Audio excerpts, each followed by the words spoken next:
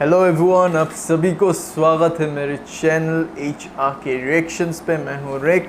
आप सभी को प्रणाम और सत श्री अकाल। With that note, today will be reacting to a video. It's called INS Vikrant, first made in India aircraft carrier starts street trial. So yeah, it looks interesting. Let's start the video and let's see what it is all about, guys. So 1 2 3 and let's start. नमस्कार और welcome to affairs. मैं हूँ प्रशांत Dhawan. Now हाल ही में आप सब लोगों ने सुना होगा कि INS विक्रांत के सी ट्रायल स्टार्ट हो चुके हैं और इंडियन नेवी ने एक बहुत ज़्यादा, मैं कहूँगा, मैजेस्टिक वीडियो यहाँ पर रिलीज़ करी है जो मैं आप सबको दिखाना चाहूँगा। सो यहाँ पे आप देख पाओगे एक बहुत ही ज़्यादा प्राइड की मोमेंट है पूरे देश के लिए। हमने खुद एज ए नेशन बिल्ड किया है एक एयरक्राफ्ट कैरियर। दुनिया में गिनती के 6 से 7 देश हैं जो खुद एक एयरक्राफ्ट कैरियर बिल्ड कर सकते हैं। और यहाँ पे आप देखेंगे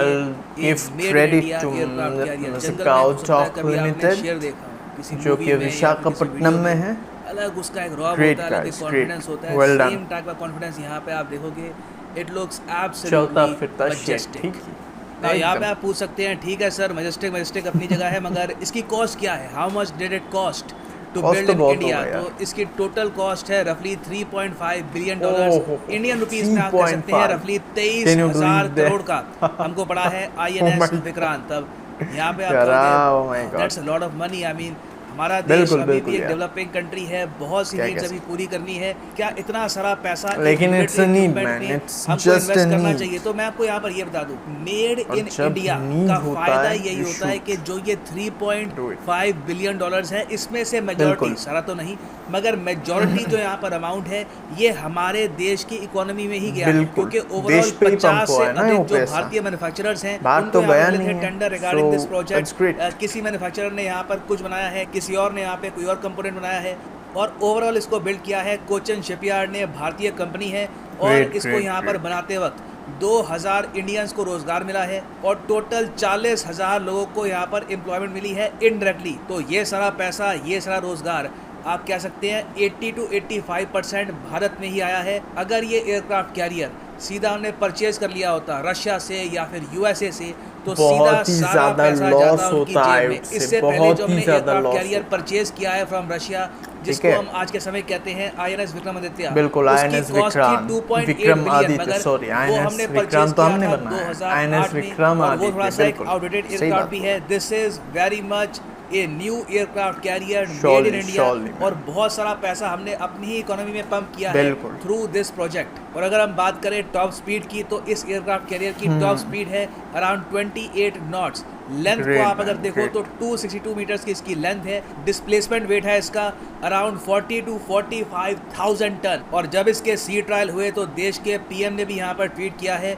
कि the indigenous aircraft carrier Vikrant, designed by Indian Navy's design team and built by Cochin Shipyard Limited, Cochin, sorry guys, I have thought it was Mazda. ये सी ट्रायल्स क्या होते हैं? क्या ये एयरक्राफ्ट कैरियर तैयार हो गया है, नेवी के पास पहुंच गया ये? तो इसका आंसर है नहीं। See trial in very simple words होता है टेस्टिंग फेज। तो यहाँ पर अभी हम टेस्ट कर रहे हैं कि जब ये सेल पर जाता है एयरक्राफ्ट कैरियर, तब क्या कुछ प्रॉब्लम्स आती हैं, क्या कोई इश्यूज आते हैं। तो अभी के लिए सी ट्रायल्स हो रहे हैं, अभी इसकी डिलीवरी और कमिश्निंग होगी, उसके बाद ये बन जाएगा पार्ट भारतीय नौसेना का। और डिलीवरी और कमिश्निंग कब होगी?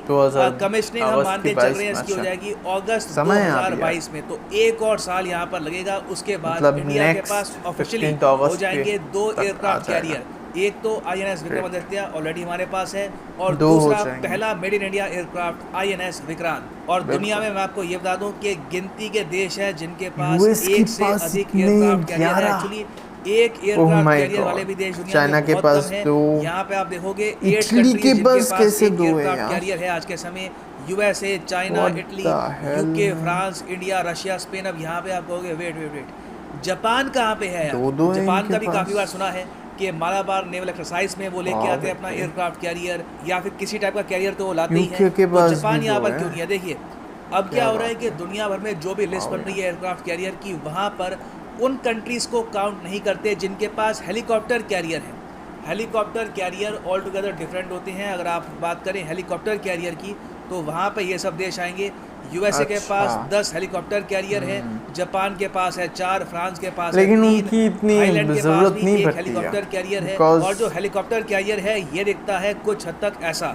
साइज में ये एयरक्राफ्ट कैरियर क्या आप कह सकते हैं 1/3 या फिर ऑलमोस्ट 50% के आसपास का होता है। और यहाँ पर जैसे कि आप समझ पा रहे होंगे हेलीकॉप्टर स्मॉल कंट्रीज के लिए सही है, लेकिन फॉर बिगर अब आप यहाँ पर कंट्रीज आई पूछोगे डोंट कि think Japan it's that aircraft much carrier क्यों नहीं यूजफुल। बिल्ड करता, ये हेलीकॉप्टर कैरियर क्यों यूजफुल बनाते है, हैं? वो मैं भी नहीं चार, बोल रहा हूँ और यूजफुल USA नहीं है, बट देखिए जापान की रिसेंटली मैंने डिफेंस रिपोर्ट पढ़ी थी, बाद उन्होंने में वहाँ बोलूँगा, पर ठीक है। ये कहा है, इनकी सोच है जापानीज मिलिट्री एक्सपर्ट्स की सोच ये है कि एयरक्राफ्ट कैरियर यूजलेस है अनलेस आपको बहुत ही दूर अटैक करना हो। यूएसए के केस में एयरक्राफ्ट कैरियर इंपॉर्टेंट है क्योंकि ऑब्वियस ही बात है यूएस को पूरा एक ओशन क्रॉस करना पड़ेगा, बिल्कुल, पैसिफिक बिल्कुल, ओशन बिल्कुल, चाइना सही पे बोला। या फिर रशिया पे अटैक करने के लिए। मगर जापान ये मानता है कि उनके केस में एक बहुत ही छोटा सी उनको क्रॉस करना है, सी ऑफ जापान, और फिर चाइना के अगेंस्ट वॉर स्टार्ट हो जाएगी। तो इनको एयरक्राफ्ट कैरियर की आवश्यकता नहीं है, ये फोकस करते हैं हेलीकॉप्टर कैरियर पे क्योंकि ये लोग मानते हैं कि चाइना की सबसे बड़ी स्ट्रेंथ है उनकी सबमरीन्स, उनकी पनडुब्बी, और हेलीकॉप्टर से आप सबमरीन्स को हंट कर सकते हो। तो जापान ने बहुत सोच समझकर एयरक्राफ्ट कैरियर को इग्नोर करके सिर्फ फोकस किया है हेलीकॉप्टर कैरियर पर। ना ये सब सुनने के बाद आप पूछेंगे तो क्या इंडिया यहाँ पर गलत रास्ते पे है? तो इसका आंसर है नहीं। देखिए ये बस जापान की थ्योरी है, एक्चुअली में कल को अगर एक बहुत बड़ी वॉर होती है तब उस वक्त पता लगेगा कि एयरक्राफ्ट कैरियर का क्या यूज़ है, क्या उसका इम्पैक्ट होगा। इंडिया ऑफ कोर्स मान के चल रहा है कि हमारे पास 2 एयरक्राफ्ट कैरियर होने चाहिए, मगर हमारे पास हेलीकॉप्टर कैरियर इस वक्त हैं 0। और मैं आपको ये बता दूं कि INS विक्रांत, इसका इनिशियली नाम था IAC-1। IAC की फुल फॉर्म है यहाँ पर इंडिजिनस एयरक्राफ्ट कैरियर। बिल्कुल इंडिजिनस मतलब कि जो आपने खुद बनाया हो, जी, और जी। 1 इसलिए क्योंकि ये पहला एयरक्राफ्ट कैरियर है जो भारत बिल्कुल ने सही खुद बोला। बनाया है। ना यहाँ पे आप पूछोगे अच्छा तो IAC-2 का भी प्लान है? तो देखिए एक प्रपोजल है कि IAC-2 भी बनाया जाए। INS विशाल भारत का तीसरा एयरक्राफ्ट कैरियर भी हम बना सकते हैं, मगर सरकार अभी के लिए इसको लेकर इतनी एक्साइटेड है नहीं। क्योंकि देखो जब आप बनाओगे एक एयरक्राफ्ट कैरियर, साथ में आपको एयरक्राफ्ट भी चाहिए। अब अगर हम बात करें INS विक्रांत की, तो उसके लिए हमने MiG-29 परचेज किया रशिया से, हम कमाओ हेलीकॉप्टर वहाँ पे डिप्लॉय करेंगे। सिमिलरली कल को अगर हम बनाते हैं एक और एयरक्राफ्ट कैरियर, इसको बनाने में ही आपके लग जाएंगे 25 से लेकर 26,000 करोड़ रुपए। फिर उसके बाद इसके लिए आपको चाहिए होंगे एयरक्राफ्ट्स और हेलीकॉप्टर आपको चाहिए होंगे, उसके एडिशनल आप मान के चल लीजिए 15 से लेकर 20,000 करोड़ रुपए मिनिमम आपको खर्च नहीं होंगे। तो ऑलमोस्ट यहाँ पे खर्चा हो जाएगा आपका 40,000 करोड़ का। 40 से 50,000 करोड़ इतनी एंथुसियास्टिक है नहीं। सरकार अभी के लिए फोकस कर रही है सबमरीन्स पर, मेड इन इंडिया सबमरीन्स। इसलिए आपने देखा होगा कि प्रोजेक्ट 75I को बहुत ही जल्दी फंडिंग मिल चुकी है। मगर इवेंचुअली मैं मानता हूँ कि भारत को सोचना होगा कि 2030 तक जो समीकरण बनेंगे उसके हिसाब से हमारे पास क्या मिनिमम 3 एयरक्राफ्ट कैरियर होने चाहिए या फिर 2 ही बहुत है। मैं पर्सनली मानता हूँ कि 2030 तक भारत के पास होना चाहिए INS विक्रमादित्य, INS विक्रांत और INS विशाल रेडी होना चाहिए। क्योंकि चाइना जिस स्पीड से एयरक्राफ्ट कैरियर बिल्ड कर रहा है, ये आराम से 5 से लेकर 6 एयरक्राफ्ट कैरियर बिल्ड कर देंगे 2030 तक। तो हम चाइना से बहुत पीछे हो जाएंगे इस मामले में। तो हमको यहाँ पर एटलीस्ट कुछ हद तक कैचअप करने की आवश्यकता है। अगर चाइना के पास होते हैं 2030 में 6 एयरक्राफ्ट कैरियर, तो हमारे पास एटलीस्ट 3 तो होने ही चाहिए। और फिर यहाँ पे बात आती है टेक्नोलॉजी की।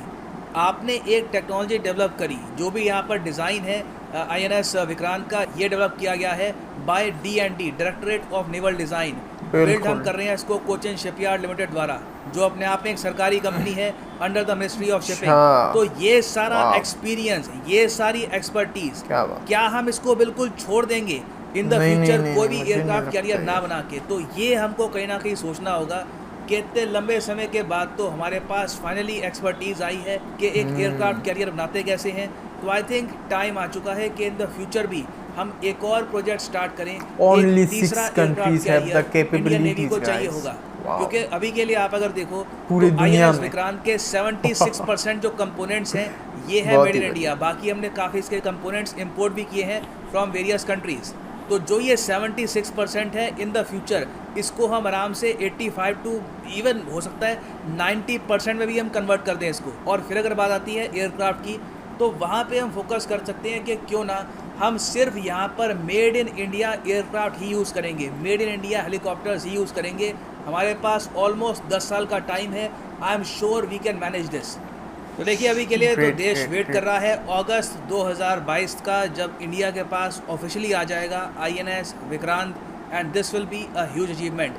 एक और इससे इंडिया के पास पावर ये भी आती है कि कल को अगर मान लीजिए कोई आसियान देश है, इंडोनेशिया है, फिलीपींस है, वो भी यहाँ पर भारत को कह सकता है कि प्लीज़ हमारे लिए एक एयरक्राफ्ट कैरियर बिल्ड करिए। और मैं आपको बता देता हूँ कि आने वाले 3 से लेकर 4 साल में भारत के पास डेफिनेटली एक एयरक्राफ्ट मैन्युफैक्चरिंग का ऑर्डर भी आएगा किसी ना किसी देश के थ्रू। इससे हम विदेशी मुद्रा भी कमा पाएंगे। So this is a great news overall. और इन द फ्यूचर अगर INS विक्रांत से related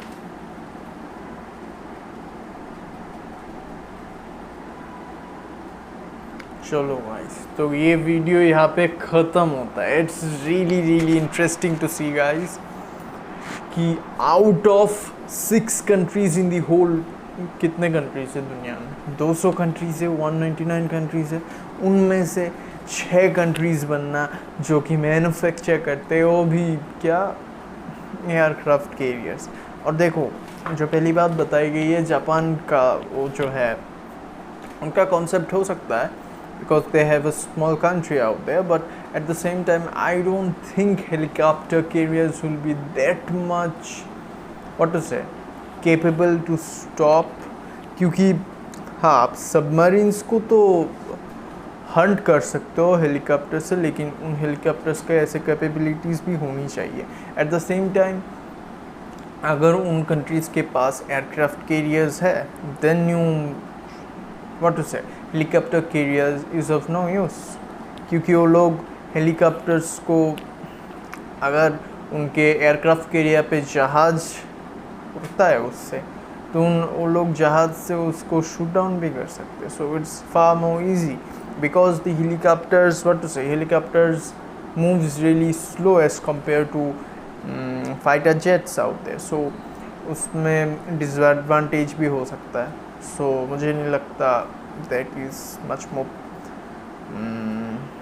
what to say, much more advantageous on that category out there, but at the same time it's a great thing, it's a great achievement for India। INS Vikramaditya जो भारत ने लिया था वो Russia से शायद लिया था $2 बिलियन खर्च करके, लेकिन अब का जो बनाया वो उसी INS विक्रमादित्य का ही टाइप, उसी को मतलब उसी की जो क्या बोलते हैं जो फीचर्स थे उन फीचर्स को ऐड करके सेम उनकी कॉपी उन्होंने बनाया एज INS विक्रांत। सो ये 40,000 टन है। It's great to see that. उसमें भी शायद 34 to 36 फिक्स्ड विंग्स प्लेन्स उड़ेंगे Meg 29, which is great. Old है लेकिन कुछ ही सालों में क्या बोलते हैं तेजस भी आ जाएगा, एमका भी आ जाएगा, then it will be a game changer mister. So या अगर INS विशाल करते भी हैं, I would say it's my opinion, I might be wrong और I might be right also, कि अगर आपको INS विशाल बनाना ही है उस पर आप फोकस करो, ठीक है, लेकिन ऐसा फोकस करो कि INS जो विशाल हो वो लेंथ में बहुत ज़्यादा बड़ा हो। ऐसा नहीं कि 30, 40, 50, 60 टन्स का हो, उससे भी बड़ा। जैसे US का हाईएस्ट कितना है, सारे के सारे एयरक्राफ्ट कैरियर्स US का कितना है, 1 लाख टन का है शायद। सो उस रेंज का अगर ना भी बनाते हो, कम से कम 70 to 80,000 टन्स अगर रखा जाता है, देखो उसमें इंडिया का ही एडवांटेज है। तो आप जितना ज़्यादा टन होगा उस एयरक्राफ्ट कैरियर का, then you can keep more fighter jets out there. So उससे बहुत ज़्यादा फ़ायदा मिल सकता है। एट द सेम टाइम जो नेक्स्ट एयरक्राफ्ट कैरियर है उसको अगर हम लोग न्यूक्लियर फ्यूल पे चलाते हैं, it will B far more better, क्योंकि नेक्स्ट कितना 50 to 100 ईयर्स आपको फ्यूल डालना ही नहीं पड़ेगा। तो अगर वो कर सकते हो, थोड़ा ज़्यादा खर्चा हो जाएगा, लेकिन if you can do it, it's great man, ठीक है। एंड या, और अगर आप सोचते हो कि एयरक्राफ्ट पे खर्चे का जो अमाउंट है वो सबमरीन्स पे लगाओ, then also you can do that guys, but I would say दोनों को अगर इक्वली हम लोग लाते हैं, इम्प्रूव करते हैं, इट विल बी स्ट्रॉन्गर, ठीक है। अगर सबमरीन्स को करते हैं तो एयरक्राफ्ट कैरियर का वो जो गैप है शायद फिलअप हो जाए, लेकिन अगर फिलअप करना है तो बैलिस्टिक सबमरीन्स चाहिए होगा और अटैक सबमरीन्स चाहिए होगा। Conventional submarines will be of no use guys. अगर चाइना को बीट करना है तो उनका, चाइना का बहुत ज़्यादा कॉन्वेंशनल सबमरीन्स है, लेकिन आपको अगर उनसे भी ज़्यादा डोमिनेंट बनना है तो आर्यन क्लास के जो सबमरीन्स है उनको 10-10 की संख्या में बनाना होगा, और उनका लेंस भी बड़ा करना होगा ताकि फायर पावर उससे भी ज़्यादा हो, ठीक है। और अटैक और क्या बोलते हैं ballistic submarines should be at least, कम भी हो तो 40 to 45 इतना तो होना ही चाहिए। बाकी आप कन्वेंशनल रख सकते हो, इट्स ऑल राइट। देन क्या बोलते हैं उसको, डिस्ट्रॉयर्स को आपको बढ़ाना होगा। 11 destroyers is too low, I would say 30 to 40। बोलना आसान है लेकिन बनाना में उतना फंडिंग भी चाहिए, मैं समझ सकता हूँ, और अभी तो 70 बिलियन चल रहा है, ठीक है। सो उसे भी हम इंक्रीज़ तो कर ही सकते हैं थोड़ा बहुत, 80-90 इतना तो लेके जा ही सकते हैं। तो अगर उन सबमरीन्स और डिस्ट्रॉयर्स को अगर हम लोग ज़्यादा संख्या में बनाते हैं, then you can reject the idea of INS Vishal out there. So अगर वो दोनों चीज़ क्वांटिटी में एंड क्वालिटी में दोनों में अगर अच्छा होता है, then they can beat any navy on the world, I would say. So yeah, with that note, I hope you guys have enjoyed my reaction guys. Don't forget to like, share and subscribe the channel. और आप सभी को 15 अगस्त and independence का बहुत बहुत शुभकामनाएं for the 75th independence of our country. So God bless you all and stay happy and stay blessed guys. Jai Hind. See you.